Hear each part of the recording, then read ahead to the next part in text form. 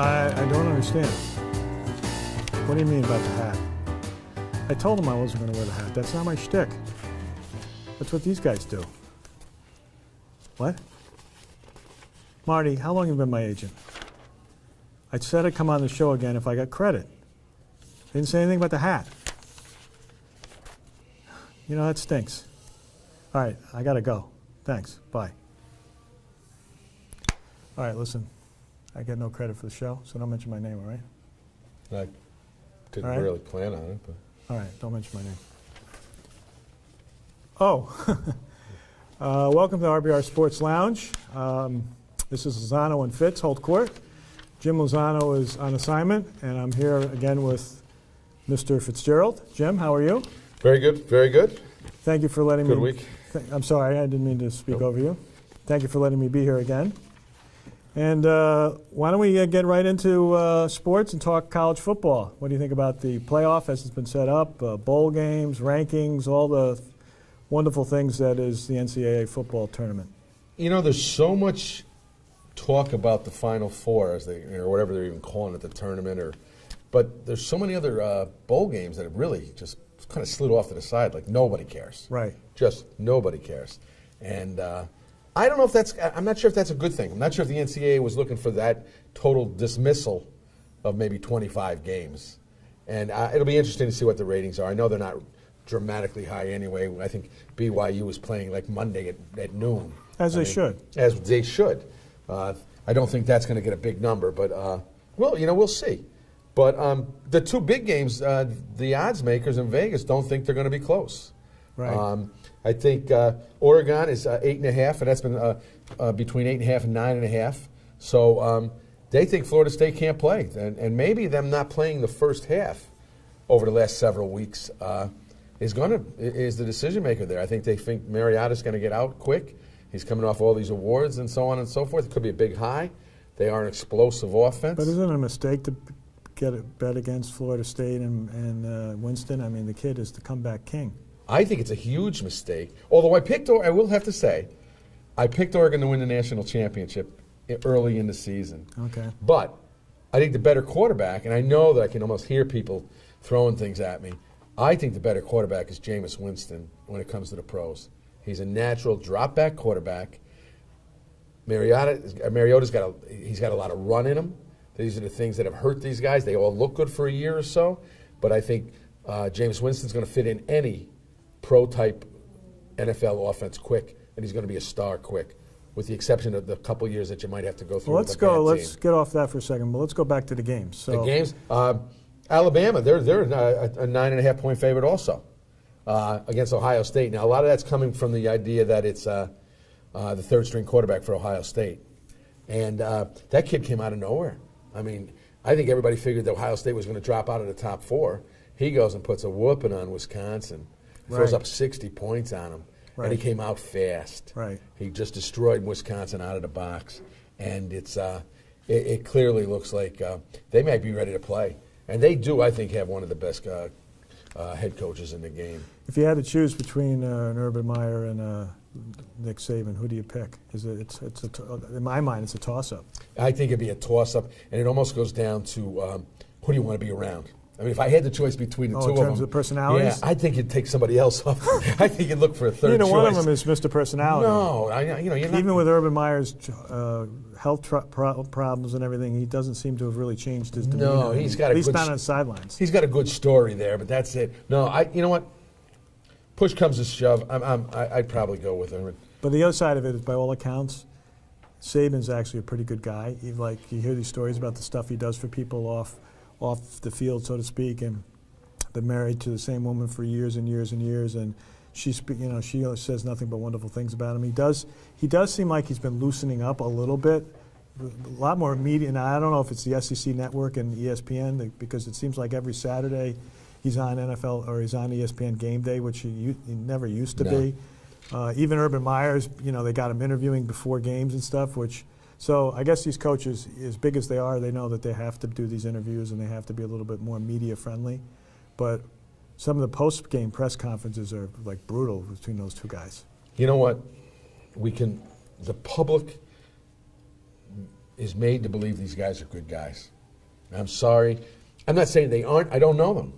But a lot of the ball players, a lot of the coaches, they just do the TV speak. Right. And to say that the SEC can make Nick Saban an interesting guy or a soft guy, I don't think so. I don't know him. I wouldn't say that he's a bad guy. But you know what? I doubt he's good dinner company. But I'll still take him in this game. And so you said you like Florida State over Florida Oregon. State with the points. I'd have to take the points. Straight up, I'd be hard pressed to pick that one. I think it's going to be a great game because that's the game I want to see the two quarterbacks. So you want to see Florida State and Alabama? I think that's the one I'd like to see. I like Jameis Winston. I don't care what he does off the field. I really don't care. I only want to see him for 2 hours, 2.5 hours. You know, the funny thing is, I was on my way in here today, and Jameis called me, and he said that he appreciates the fact that you think highly of him. It means a lot to him. I'm the one. You know, he said, it really does. He says, because everybody else is crapping all over him, but you've been the staunch defender. I'm there for him. So that's great. What other bowl games, you know, you've dismissed, you say the media is dismissing the bowl games. What other bowl games do you like that are non-BCS related here? You know what? I haven't looked into a lot of them because there's but I've actually been one of these guys that has lost interest because they're letting so many teams in that are 6-6. Well, yeah. Right. And at that point in time.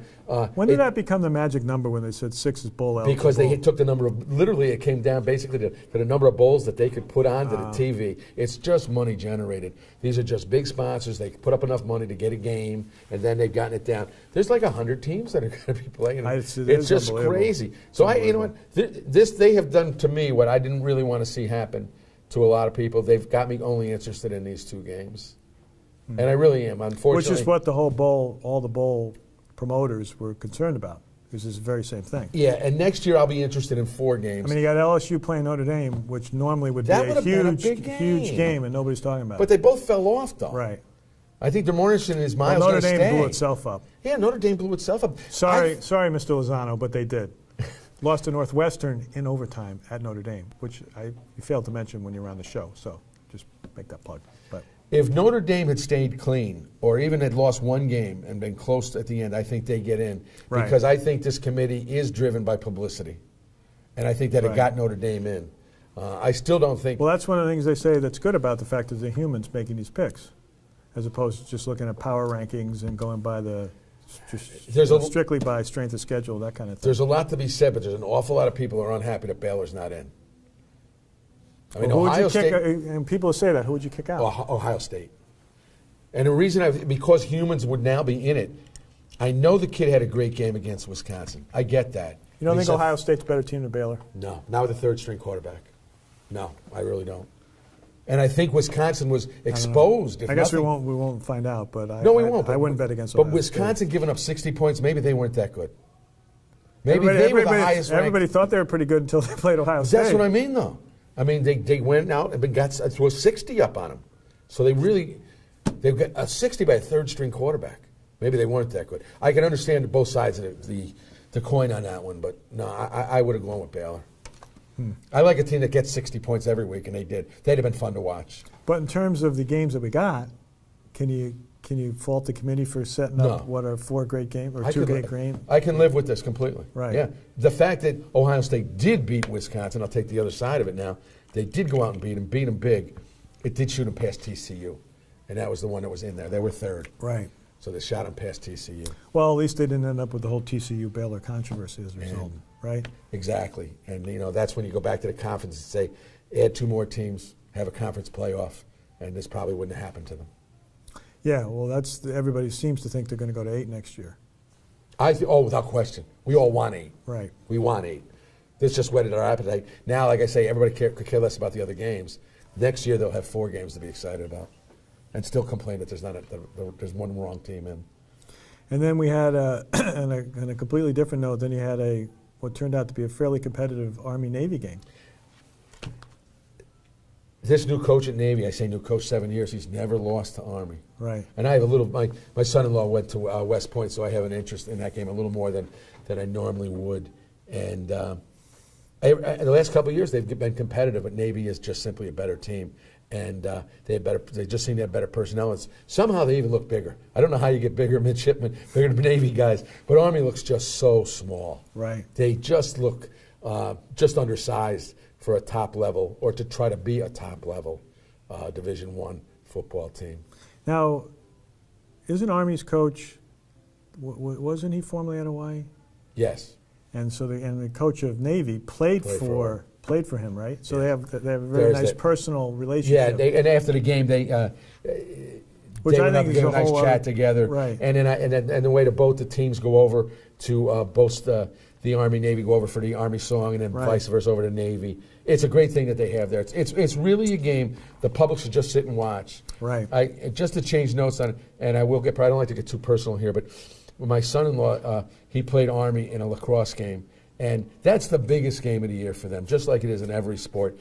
But there was no nickel-diming fouls or penalties in that game. They went after each other as hard as you could go after anybody, but they kept it clean.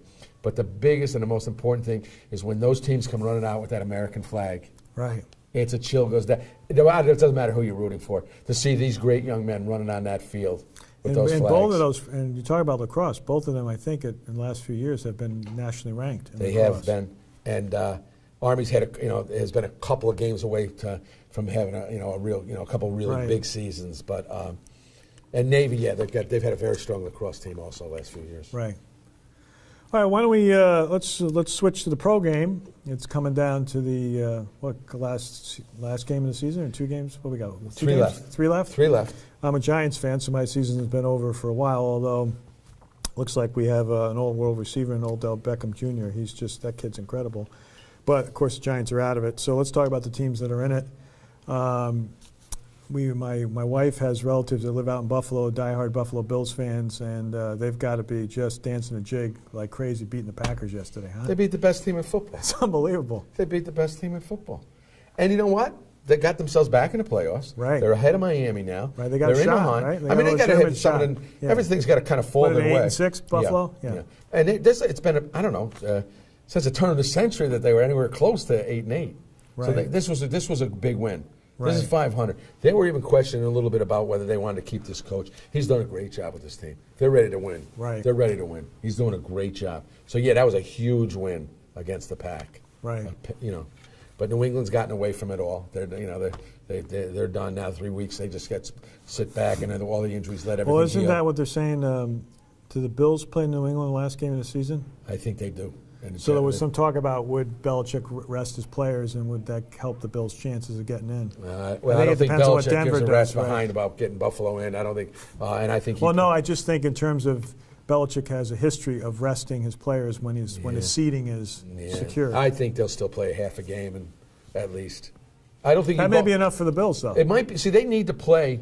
In my personal opinion, he probably will play longer though, because I don't think they have the week off after that. Right. So they're going to play. Right. Belichick doesn't care. I mean, injuries are part. I really think he believes injuries are part of the game. That's why he always has good subs in almost every position, and I think that's why the Pats are so good year in, year out. Right. So right now in the NFC, who are your favorites going into the playoffs? Oh, it's got to be Atlanta at 5-9. Really, that's quality. Yeah. No, but I Falcon fans would love to hear that. the three of them. If only somehow they could No, you know what, the manufacture game- some additional wins. It's going to come down to next week to find out, is Arizona for real? Arizona plays Seattle. They're 11-3. Seattle's 10-4. Right. They're playing at Arizona. Seattle's a 7-point favorite. Not that matters in the game itself, but Seattle's only given up like 28 Forecast points. only, not for betting For purposes. just informational. Right. But Seattle's only given up like 27 or 28 points in their last 4 games.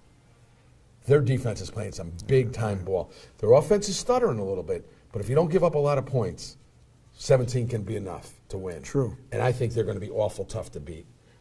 Dallas and Philadelphia, they're just Not good? No, I don't think they're good at all. I don't think they're good at all. I think it's a bad conference. Giants, Washington. That's true. I mean, they've got a lot of wins, but I think I just don't think either one of them is going to go deep in the. Carolina's in first place with like 5 wins. Right. There's something like they have a tie in there, which keeps them on top. Now Detroit's tied with Green Bay. Who's better there? They're both 10-4. I think I could be wrong, but I think Detroit has a tiebreaker. You might be right. So they're in first place. Although they got the best player on the planet, though, in what's his face, discount double check. I mean, you know, I can't bet against him in any single game as long as that guy's playing. You know, I just think that You're killing me. You're just killing me. I mean, it's true. I mean, you know, but Aaron Rodgers, is there a better quarterback on the planet than Aaron Rodgers? No, but you know what? That is a bad loss. Oh, it was. That's a bad loss. Right. I mean, today they're a wild card. Right. Today they're a wild Hey, card. listen, If over the last few years, we've proven that being a wild card is no impediment. But they to get still have the to go on Super the Bowl. road. And somebody's going to have to play Carolina, New Orleans, or Atlanta. Right. Even as bad as they are, no one wants to go on the road in these days. Do you think the Packers could go to Seattle and win? No. I don't think think so? Seattle's the best team in football again. Really? I really do. Even losing some of their players, and they have a couple of injuries, and their line is a little weak right now. I still think they're the best team. All right. Well, that's the nice thing is they got to play the games, and then each week we reshuffle the deck and see where we are. Right. And I think it will be reshuffled again. Well, on that note, speaking of reshuffling, why don't we take a break and we'll come back and talk some more sports. Thanks.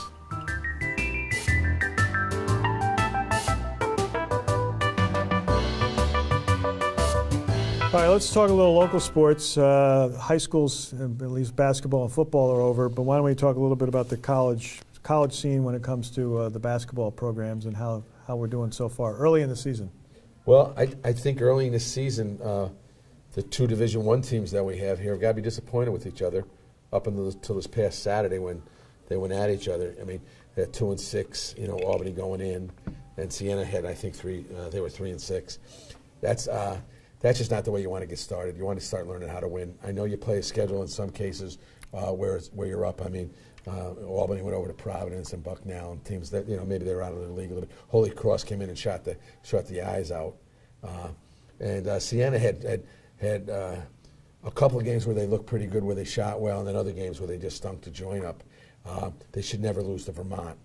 They just look bad at home against Vermont.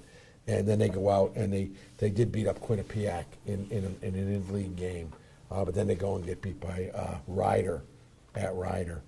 So it's been an up and down beginning season for Brown and Patos as coaches. But the big game was this past Saturday, 10,000 right. Albany people. Cup. Yeah. And it's a big deal. It is. 10,000 people come. To me, everybody says that Saratoga Track is the biggest event in the Capital District. Well, it is, but we're renting them for 5 or 6 weeks. This is the biggest event.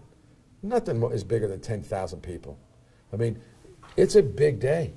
And we come out, bad weather, good weather, you know, they come out, and they didn't get a good show this week. I was there. It was a competitive game, though, wasn't it? Not really. You know, was it 77-68? Yeah, the score doesn't really show the game. But Albany got up by 7, and then 10, and 13. They got it down. I don't think it got below 8. Albany never looked like they were going to lose the lead, and Siena never had a run. I mean, there's always a run. That's one of the fun parts about basketball. Yeah. And the home team always gets one. Right. That second half late run, 5 minutes to go, and they come back from 12. And you just wonder, do they have enough energy to get past that, 77-76 score? And Siena never made the run. Well, how was the crowd? Crowd evenly divided, or mostly Siena fans? It was almost all Siena. I mean, some of the seating is rough. I mean, it's like that's a very controversial subject. I'm going to bring that up a little bit later, about some of the seating and some of the problems with that. But the game itself was clearly. One coach just got the better of the other. And Albany just... So you think Albany and Siena have equal talent and it's just better coaching right now? Or you think that Albany's got a better talent? Albany is the epitome of mid-level. They bring in kids that fit a system. Is that your phone? Is that mine? No, just kidding. It might somebody be, at the RPR. I just charged my phone. Somebody at the RPR lounge is calling Jim. I just charged my phone. It was my phone. That's okay. I thought I had That's it off. all right. It's a busy bar location here. Lots of people taking calls. Well, it's interesting because, like you said, it's great that we get that kind of crowd out there to follow the teams, and I think both schools fans are starved for a competitive program and to get to an NCAA bid, but it does show you, because this area we obviously have access to cable. We can watch whatever. We can watch the best teams in the country, and you can see the difference between where these teams are at and how they play and the types of athletes they're able to recruit, versus the Big East, the ACC, and the SEC, and the Pac-10, the bigger schools. Well, look, I love I love going down to Siena games. I love going to Albany games. I probably catch one a week, if not two, or see them both, I guess is what I'm trying to say. And but you got to understand what they are. They're the 150th and 155th best teams in the country. Now the big story is, are they going? The contract ended. Now we got our biggest sporting event in the Capital District, and it appears as there's a problem with both of these teams wanting to sign it again because of the concessions that they'll each have to give up. Siena's side is, we got 10 grand coming into this big arena. We're giving you 20 grand as Albany. Well, Albany's saying, wait a minute, what's wrong with a nice intimate 5,000 seats when I can fill the joint and then my kid's going nuts? I mean, Siena played that game a little bit last year when they had the CBI at Siena. They had 4,000 people in the gym, and the place was crazy. It was great. It was a Siena event. I mean, nobody was there from Fresno, and it looked like big-time college was being played. If they move this thing, I think it still could be exciting. I think it's going to be a tough ticket. And the Siena fans are going to be the ones, the 3,900, or 3,000, 3,100 that have season tickets. If that's not in that packet, they're going to have to go like the rest of us, schlep down and buy a ticket. I don't think they're going to like that. And Will Brown wanted to his. See, they don't even get the announcers. They've had 14 years in a row. They've been the visiting team. And his argument, or the school's argument, is why? There's not a contract like that in the country with two teams of that level. You can't find any team that's 14-0 at home games. Right.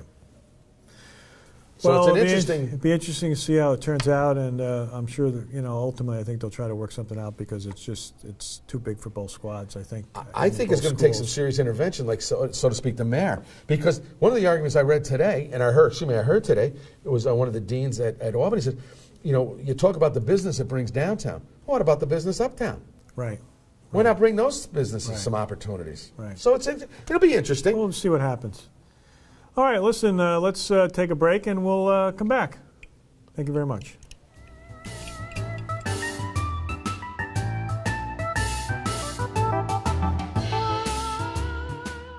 Okay, we're back. Jim, in honor of, I guess, my presence, perhaps, we have an exciting new segment that we're going to be introing today on the show. It's called Grab Bag. And Grab Bag consists of just that, a grab bag of topics, neither of which we have seen. And the producers expect us to extemporaneously, easy for me to say, chat about these items for a couple minutes and see what's going on. So let's do it. Let me just open up the grab bag and we'll start. All right. Did they give you the grab bag? I did not give me a grab bag. I don't have the grab, I don't have the grab. Thank you. You can see the high quality finishes we have in the show. The grab bag. I hold in my hand, Jim, the grab bag, which has been on Funko Wagnall's porch since noon this afternoon. Okay. Grab bag. See, grab bag. All right, we touched on this. Oh, interesting, Jim. We touched on this briefly earlier, so maybe we don't have to really talk about it. Better pro career, Mariota or Winston? Winston, big time. Big. Now, having said that, do you think Winston will be drafted before Mariota? Briefly. That's going to come down team to team. I think Winston plays right away. He can be a first-team player right away. Mariota is just not ready for the pro set offense. So, Winston. So you would draft Winston? Oh, without question. Not even a question. Despite the off-field issues. You don't care about that stuff. If they win, they won't even remember him. Unless he does something really stupid. They'll remember that. Okay. You know what? Just to finish up on that, if the general manager doesn't take him, and he goes on to have an all-star career like Michael Jordan did, I'm taking Winston on the first pick or second pick of the draft. First quarterback. I think Mariotta's the safer pick, but I agree with you. Winston's the better player. I would just worry about the knucklehead thing, as you've said before, costing you a lot of money. Doesn't seem like the other young man will make that mistake. I'll give you that. Okay, here's an interesting topic. Bigger mess, the Lakers or the Knicks? Geez. You know what? I'll say the bigger mess is the Knicks, because the Lakers have gotten out of bad mess, or not necessarily messes as this bad, but they got a better management team. I mean, Phil Jackson running this team. Yeah, but do the Lakers have a better management team since Jerry Buss died? Not since Dad's gone, but I think they can figure out a way to get out of it, and they got better players. Knicks have nothing. Knicks are in a 10-year program, and they'll still be nowhere.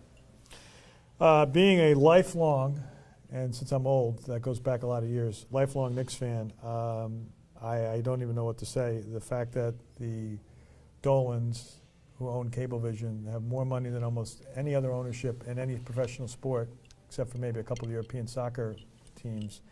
The fact that they could screw it up this bad for so many years, first bringing Isaiah Thomas in, who destroyed the team, and then when clearly Phil Jackson does not want Carmelo Anthony on his team, Dolan obviously intervened and said, we're going to sign Carmelo because I need to have a star at Madison Square Garden who can produce a 4-20 record. So I think the Knicks are a bigger disaster.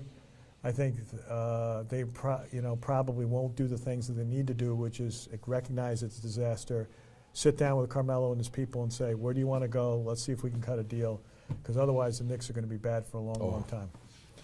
Okay. Oh, interesting.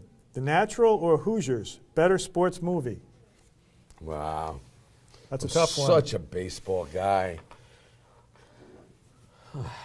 You know, the Hoosiers is great. And you and Bobby Redford always get mistaken for each other. Constantly being missed. I mean, people are coming up to you and say, Bobby, what are you doing in Clifton Park? It's a hassle. It's a problem for me. Dining out is a problem. No, you know what? I'm going to go Hoosiers. That's just a great flick. That's just a great, great movie. You know, I would go Hoosiers as well. I think it's a better movie. The soundtrack is terrific. Gene Hackman performance is, just terrific. And the fact that it's based on a true story, Milan High School in 1951. The Natural, the soundtrack is also phenomenal, and you can't beat Redford. An interesting point, Darren McGavin has a big role in Natural, right? But if you look at the film credits, and I can relate to this, if you look at the film credits, he does not appear in the credits. He got into a dispute with the producers of the film and said, I don't want credit for this movie. So even though he's a big player in it, it's not in the credits. Little movie trivia for you. Okay. We're talking a little coaching earlier. One game to win, Bill Walsh or Bill Belichick? Another tough one, but you know what? Belichick. This is the grab bag segment, by the way, grab bag. Sorry, go ahead. Even though Belichick of the most recent 10 years hasn't won the big one, he's there every year. I want to be there every year. Walsh did a great job, but just his body of work is just smaller. And although he had more Super Bowls, though. You know what? I want to be there every year. If I'm a fan of a team, I want to be in the playoffs every year. And Belichick has done it every single year, and he's done a great job with them. And I just don't like the Pats, but I'm going to go Belichick. I would go Belichick as well. Being a Giants fan, we beat Bill Walsh enough that as much as he was a true genius on the sports, at least on the offensive side of the field, it's hard to go against Belichick. The only thing I will say in the answers, of course, you also had Joe Montana. Well, I also think it's an East Coast bias, so I'm okay with that. I'm still taking Belichick. Well, I'm not a big fan. I'm not a big fan of New England. The Giants beat them twice, and I'm a Giants fan. But I would go Belichick. It's close, like you said. It's close. All these are close. Okay. Christmas turkey or ham? Why would you bring ham to any meal if you can bring a turkey? Any meal. So your Christmas turkey. Christmas, we bring a piece of beef, but if I wasn't going to be, ham would come after. Ham would come after Ham would the come turkey? after tuna fish. It would come really? after. You're that down on ham? Oh, we don't like ham. We don't like ham. Okay, will the ham lobbyists please send the mail directly to Jim Fitzgerald at RPR Studios? Okay. Oh, switching topics completely. Ali or Sugar Ray Robinson? Robinson. Why did this says Robertson? Somebody got that wrong, whoever wrote that. I'm taking Ali all day, every day. Why? because of his charisma. Just was an exciting. Also, the fact that I grew up in the '70s, Okay. and Well, who's the better fighter? you know what? I guess you could argue that both of them. But Sugar Ray fought every Friday night, so we got back in that era. You got to see him every. That wasn't Sugar Ray, I believe, and someone can correct me, but I believe Sugar Ray had over 200 professional fights. Yeah, and today 200. but we don't and do won that. 155 fights. Yeah, but you know what? He bought, as they would say back in that day, he fought a lot of tomato cans. He also fought the top contenders 5-6 times. Yeah, but you know what? It was still, pound for pound, Sugar Ray Robinson is the best fighter of all time. You know what? Ali is still Ali, the greatest of all time. I agree with you that Ali was a persona and was much bigger than boxing, but in terms of fighters, I don't think you can argue Sugar Ray. Well, Sugar Ray again was a great fighter, but Ali was too, and he was, and no question about that. And he also, he's like Ted Williams. He lost those 3 to 5 years that Ted lost, when he couldn't fight. When he went to war. So those are big things. All right. To take those well, we out. can argue that one. Silver Bells or White Christmas? Oh, geez, you're killing me. Hey, listen, they're not mine. It's If they the would start, grab bag. If they would start those songs around December 15th, I'd take it as a push. But you got to pick one. All right, White Christmas. White Christmas is an all-time classic, of course. Bing Crosby appeared in the movie Holiday Inn, 1942. And interesting fact, Bing Crosby did not want it in the movie. Irving Berlin had to convince Bing that it belonged in the movie. Bing thought it was too serious and wasn't appropriate for the film, which, of course, he turned out to. And also the most recorded record in the history of mankind. Open gifts on Christmas Eve or Christmas Day? Day. Of course, right? Christmas Day. Growing up, I used to run into some kids whose family would open up on Christmas Eve. I'm like, that's cheating. The whole idea is that torture the night before of whether you're going to get what you hope to get the next day, right? We have the family all together on Christmas Eve. We might trade like a present. A present, maybe. And then we have a little game that we play, Right. But no. This last one, boxers or briefs? No, I'm not. We're not doing that one. Sorry. Producers have a sense of humor. Jimmy, before we wrap up here, I know you had a little story that you wanted to briefly talk about before we close out this episode. Sports plays such an important role, clearly in my life. I mean, I go to the sports page and I go find out if we went to war last night. But there's a young man, speaking of war, from Army. He's captain, Mike Viti, V-I-T-I. He quit his job, talked to his wife about it, this thing that he wanted to do. And he started in California, and he walked 6,800 kilometers. And he said, and he traversed throughout the nation for this. And what he did, he wanted to walk a kilometer for every serviceman that lost their life after 9/11. Wow. An incredible feat. Wow. Now, he didn't just walk across. He met 65 families of these fallen soldiers, spent time with them as he walked through this whole journey. And over this past weekend, he stopped at Arlington Cemetery, and he went to the graves of many of these men whose family he had met along the way. Wow. Wow. And he sat there and gave praise to them for representing the United States. Now, this man was on Army's football team, but the coolest thing, the last steps of his journey, he walked into M&T Stadium in Baltimore just before the Army-Navy game. The place went nuts. Wow. The place went nuts. That's true. It's a great story. That's true. And that's the kind of people that go to West Point, that go to Annapolis, that go to the Air Force. It's just, I'm so proud to have a son-in-law that went. Wow. But this is a feat that goes down with the best of them. Right, that's a great story. Done for no money for himself or any publicity. Wow. Good stuff. Well, listen, on that note, we wish everybody out there happy holidays, Merry Christmas, Happy New Year, and Lozano and Fitz Hold Court will be back in the new year. Cheers to you, Jim, and your family. And remember, play hard, but play fair. Thank you. Bye-bye.